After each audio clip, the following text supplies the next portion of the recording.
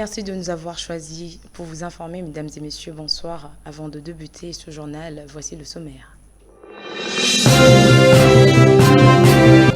Le 42e sommet de la communauté de développement de l'Afrique australe s'est ouvert ce mercredi à Kinshasa dans la salle de congrès du Palais du Peuple. Ce sommet est placé sous le thème « Promouvoir l'industrialisation par le biais de l'agro-industrie, de l'enrichissement de minéraux et des chaînes de valeur régionales pour une croissance économique résiliente ». Le franc congolais a perdu dans un an près de 0,9% de sa valeur en parallèle face à une dépréciation de 0,3% de l'indicatif. Les réserves internationales demeurent autour de 4,2 milliards de dollars américains, soit un niveau correspondant à plus de 2 mois en termes de couverture d'importation des biens et services, a déclaré le gouverneur de la Banque centrale du Congo. La commission de gestion de la LINAFOOT a déposé le mardi son rapport d'activité de la saison 2021-2022 par la FECOFA à travers son président Donatien Tshimanga qui a reçu le rapport malgré plusieurs difficultés connues la saison passée. Encore une fois, bienvenue et débutons ce journal avec cette information politique. Le 42e sommet de la communauté de développement de l'Afrique australe s'est ouvert ce mercredi à Kinshasa dans la salle de congrès du Palais du Peuple. Ce sommet est placé sous le thème « Promouvoir l'industrialisation par le biais de l'agro-industrie, de l'enrichissement des minéraux et des chaînes des valeurs agricoles et des chaînes des valeurs régionales plutôt pour une croissance économique résiliente ». Regardez.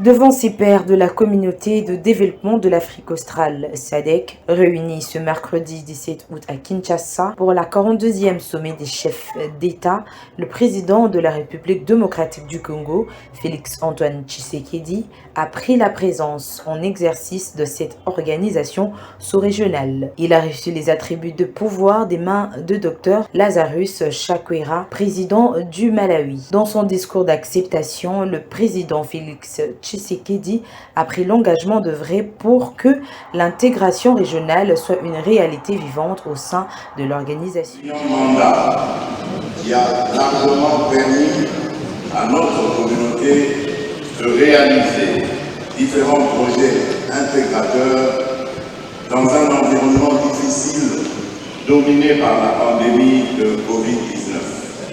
Permettez-moi, avant de poursuivre mon allocution, de vous rappeler que ce 42e sommet des chefs d'État et de gouvernement de la SADC a pour thème promouvoir l'industrialisation au moyen de l'agro-transformation, la valorisation des minéraux et du développement des chaînes de valeur régionales en vue d'atteindre une croissance économique inclusive et durable. La SADC dispose ainsi d'une stratégie pour l'industrialisation 2015-2063 et d'une feuille de route qui a pour objectif de stimuler la transformation économique et technologique dans la région, tout en mettant un accent particulier sur les efforts à consentir en faveur du développement des chaînes de valeur régionales.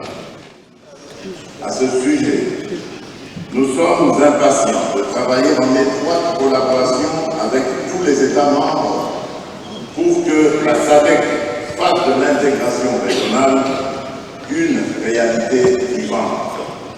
Permettez-moi de remercier notre communauté, la SADC, pour sa solidarité avec le peuple congolais au moment où notre pays est victime d'une agression large et barbare de la part de son voisin, le Rwanda. Après la prise de fonction de président Félix Tshisekedi à la tête de la SADC, quelques participants au sommet ont réagi quant à ce. Parce que sinon, nous allons exporter la main-d'œuvre au lieu de développer la promotion de la main-d'œuvre locale, parce que la démocratique souffre d'un sous-emploi presque permanent. Donc c'est un élément important mais ce qui est encore plus important, c'est que actuellement, nous avons trois grands défis actuellement dans le monde. Il y a le défi environnemental. Et vous avez entendu la coopération entre la Zambie et la République du Congo pour la fabrication de la voiture électrique. Pour quelle raison? C'est tout simplement parce que nous disposons d'une matière première qui nous permet d'assurer la transition énergétique et sortir des énergies fossiles. C'est un atout pour la République démocratique en ce moment. Mais la guerre en Ukraine nous montre qu'il y a un défi alimentaire. Comment est-ce possible que nous allons dépendre pour notre alimentation de l'extérieur? Donc l'agro-transformation, c'est quelque chose de très important aujourd'hui pour notre continent et notre pays, pour notre région. C'est pour cette raison que non seulement il y ait la guerre ou pas, la République démocratique pour nous, en tant que pays membre de la SADC, devait assumer cette fois-ci la présidence tournante de cette organisation sous-régionale.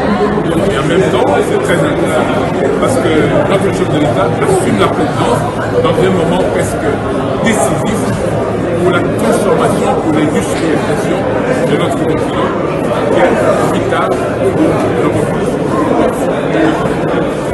C'est d'abord des impressions de joie du fait que notre président est devenu président de la SADC. C'est une fierté pour nous les Congolais. Deuxièmement, nous voulons remercier le chef de l'État par son discours d'intronisation il a ramassé un aspect important qui était l'aspect sécuritaire, qui est l'élément. Vous savez que notre pays est agressé aujourd'hui et le chef de l'État l'a dit.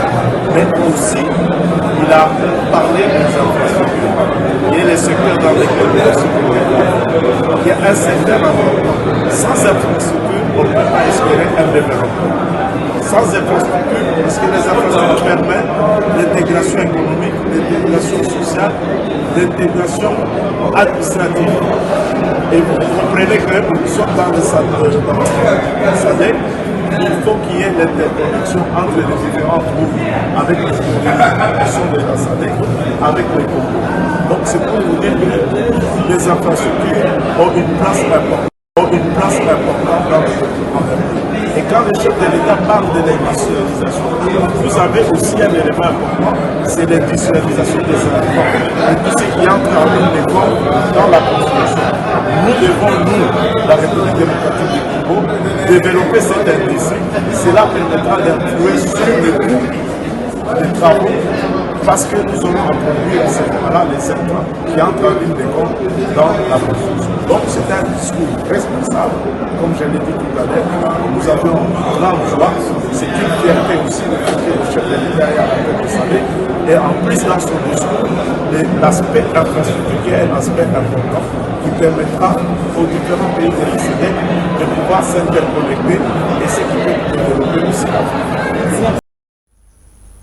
Prenant cette brève en politique, le général des brigades Chikobo Moulaba Ghislain, commandant de la 34e région militaire, s'est éteint à Goma suite d'un accident vasculaire cérébral ce mardi 16 août 2022, confirme les sources proches du commandement de cette entité de l'armée. Son corps est à la morgue de l'hôpital militaire.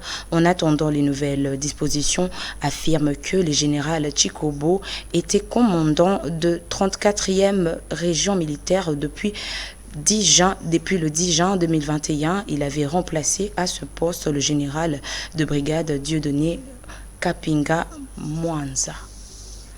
Poursuivons avec cette brève en politique.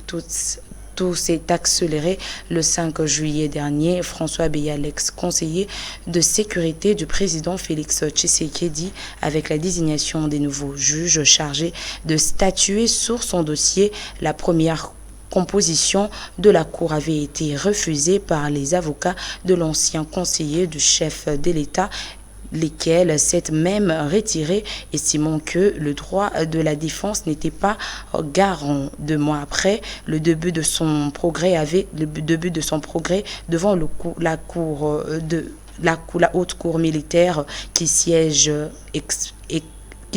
exceptionnellement à la prison centrale de Makala, François Beya a donc obtenu une mise en liberté par la haute cour militaire ce mardi 16 août 2022 pour raison de santé.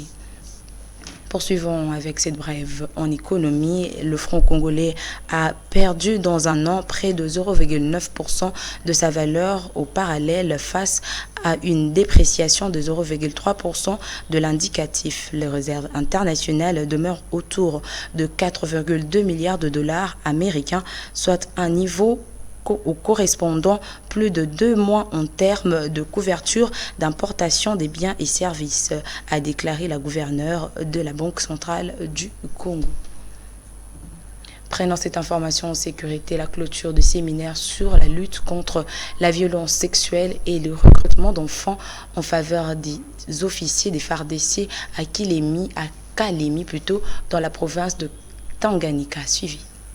La commission chargée de suivi de la mise en œuvre du plan d'action des FARDC pour la lutte contre les violences sexuelles en faveur des officiers de commandement et magistrats militaires a clôturé ses activités de sensibilisation samedi 13 août 2022 à Kalemi, chef-lieu de la province du Tanganyika. 3 moments forts comme à l'ouverture ont caractérisé cette cérémonie: les allocutions des autorités, la signature d'actes d'engagement par les commandants grandes unités, la remise symbolique des certificats aux participants. Le représentant du président de la commission FARDC, le colonel diplômé des hautes études de stratégie et de défense, Batabombi Apanza Jean-Daniel, a salué la participation massive et représentative des femmes militaires de Kalemi, tout en signifiant aussi que les matières acquises doivent être d'application pour atteindre les objectifs assignés par le gouvernement congolais dans le secteur de la défense. Le commandant des opérations Oussalama et commandant place, le général de brigade Mouima Batenchi Dieudonné, pour sa part, a félicité les bénéficiaires et facilitateurs tout en promettant aux officiers qu'il traitera les questions de ces crimes sans complaisance, mais avec la seule volonté et rigueur d'appliquer à la lettre l'esprit du droit en cette matière. En tant que commandant des opérations Oussalama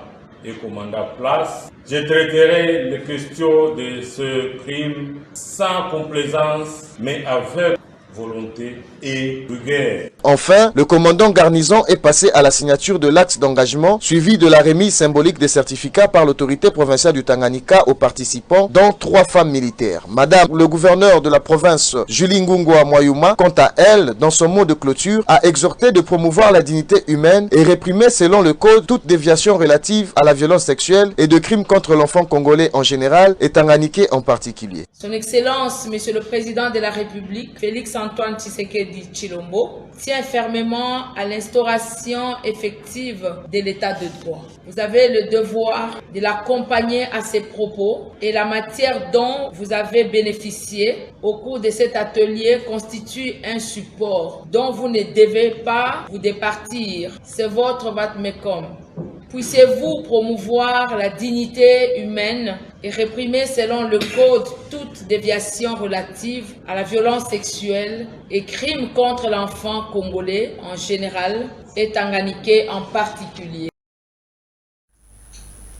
En société, la population de la cité Ngata, dans la commune de Massina, vit dans une situation inhumaine et est confrontée à des différentes difficultés. Jonathan Kitoko. La situation socio-économique devient de plus en plus difficile à Kinshasa, cette mégalopole à plus de 10 millions d'habitants. C'est le cas de la cité Ngata à Massina Petro-Congo, où la population vit dans une pauvreté colossale. Ici, pas d'hôpitaux, pas d'écoles ni de marchés. Des maisons sont construites soit avec des nattes, soit avec des lianes. La population de Ngata vit dans un milieu très reculé dans la brousse, sans eau potable ni électricité, et des surcroît très éloignés de la grande population qui habite cette partie, notamment celle de Massina Petro-Congo. Dans ces coins, l'activité principale est l'agriculture et la pêche, mais depuis un temps, elle est confrontée à un problème mettant en péril l'avenir de leur activité principale, l'agriculture. Face à cette situation, La population de cette contrée appelle les autorités compétentes à s'approprier de la situation afin de les rétablir dans leurs droits. Aussi, elle interpelle également à l'amélioration de leurs conditions de vie qui ne ressemblent pas du tout aux humains en plein XXIe siècle. Et terminons en sport. La commission de gestion de la LINAFOOT a déposé le mardi son rapport d'activité de la saison 2021-2022 à la FECOFA. La FECOFA, à travers son président Donatien Tshimanga, qui a reçu le rapport malgré plusieurs difficultés connues la saison passée. Lodi Manzanga. Bon, déjà, on n'est pas venu évaluer, on est venu plutôt présenter le rapport de notre activité pendant la saison qui vient de s'achever. Et naturellement, le rapport a été reçu. Voilà, on a donné le rapport, on a présenté les choses telles qu'elles se sont passées. Et la fédération n'a pas trouvé d'inconvénient qu'elle a reçu notre rapport. Ce qui est vrai, la saison sportive a commencé. C'est comme ça, vous voyez toutes les équipes pratiquement aux entraînements. Et dans quelques jours, le calendrier sera rendu public. C'est sur ce calendrier-là que vous noterez la date du début du championnat. En tout cas, avec la FECOFA, nous venons de nous mettre d'accord. Une date sera communiquée incessamment. Ces propositions-là ne font pas partie du rapport que nous avons présenté. Le rapport, c'est par rapport à l'activité de la saison passée. Les propositions des clubs sont prises en compte pour la saison qui va commencer. Donc, en fait, qu'est-ce que le championnat sans club? C'est quand les clubs nous proposent des choses, on en tient compte et puis ensemble, on formalise ces propositions sous forme de règlement ad hoc, le règlement du championnat. Ce règlement-là, nous l'avons rédigé. Au même moment que le calendrier, nous le faisons parvenir à l'instance fêtière pour le quitus. Dès que nous avons ce quitus-là, voilà, le championnat commence. Bien sûr que oui, c'est un problème qui fait partie du rapport. Eh bien, le rapport a un mot sur cela. Donc, c'est un problème qui est résolu. Ce journal est complètement fini, mais bien avant de vous quitter, le rappel de titre.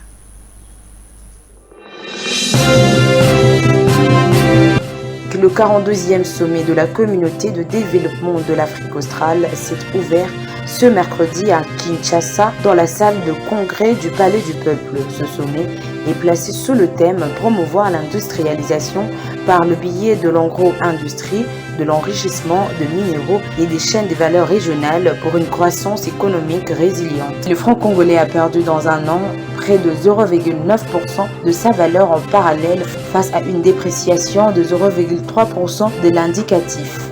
Les réserves internationales demeurent autour de 4,2 milliards de dollars américains, soit un niveau correspondant à plus de 2 mois en termes de couverture d'importation des biens et services, a déclaré le gouverneur de la Banque centrale du Congo. La commission de gestion de la LINAFOOT a déposé le mardi son rapport d'activité de la saison 2021-2022 par la FECOFA à travers son président Donatien Tshimanga, qui a reçu le rapport malgré plusieurs difficultés connues la saison passée. Merci de votre fidélité. Et si vous avez aimé ce journal, dites merci à Olivier Macaï qui a assuré la chefferie d'édition. Quant à moi, je vous dis bonsoir.